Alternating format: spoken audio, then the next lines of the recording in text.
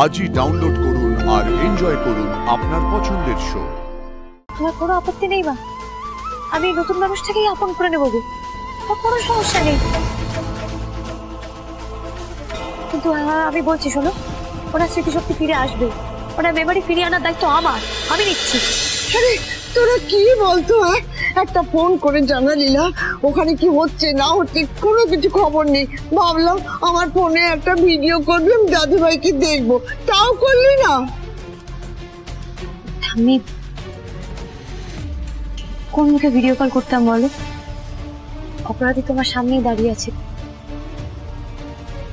আমি তোমার দাদু ভাইকে ফিরিয়ে আনতে পেরেছি, কিন্তু ওনার স্মৃতিশক্তি ফিরিয়ে আনতে পারিনি আমি।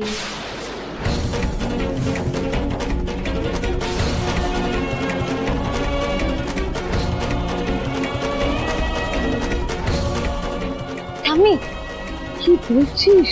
মা, অপারেশনের পর আদি কাউকে চিনতে পারছে না, ওর কিচ্ছু মনে পড়ছে না।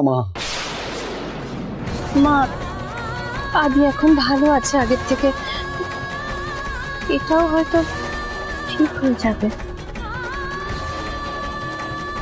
কি ঠিক হয়ে যাবে বলো তো মা? আর কতদিন আনন্দকে সাপোর্ট করতে করতে সব সত্যিগুলোকে তোমরা লুকিয়ে রাখবে? শোনো ঠাম্মি, তোমার দাদু ভাইয়ের স্মৃতি ফেরার চান্স খুব কম। হয়তো আর কোনোদিনও আমাদেরকে চিনতে পারবে না, আর সব হয়েছে এই আনন্দের জন্য।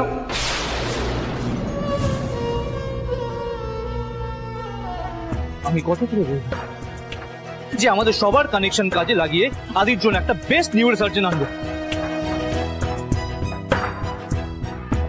কিন্তু কেউ শুনলো না আমার কথা, কেউ শুনলো না। শুধুমাত্র জেদ আর অকারণ ইমোশন দেখে আদির লাইফটাকে শেষ করলে। এসব তুই কি বলছিস রে? ওরা তো বলছে আমার দাদু ভাইয়ের স্মৃতি ফিরে আসবে, তাছাড়া আমার নাক বইয়ের ওপর পুরো ভরসা আছে। আমি তোদের কোনো কথা শুনতে চাই না। একটিবার আমার দাদু ভাইকে আমি দেখতে চাই। মা, তুমি দেখলে সহ্য করতে পারতে না। নিজের মাকে ছোটবেলার থেকে জন্মানোর পর যার মুখটা দেখে এসেছে, সেই মুখটাকেও চিনতে পারছে না। মা, আমার মনে হয় আমি একটু তাড়াহুড়ো করে ফেললাম না তোমার? না মানে সার্জারিটা কদিন পর একটু আনন্দিত ছিল বলেই আজকে আমার কোল খালি হয়ে যায়নি।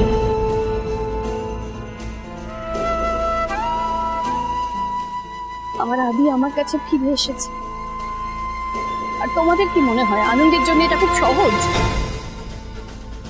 আদি এখন একদম অন্য একটা মানুষ, ওকেও তো তার সঙ্গে অ্যাডজাস্ট করতে হবে। তোমার কোনো আপত্তি নেই মা? আমি নতুন মানুষটাকেই আপন করে নেব, কোনো সমস্যা নেই।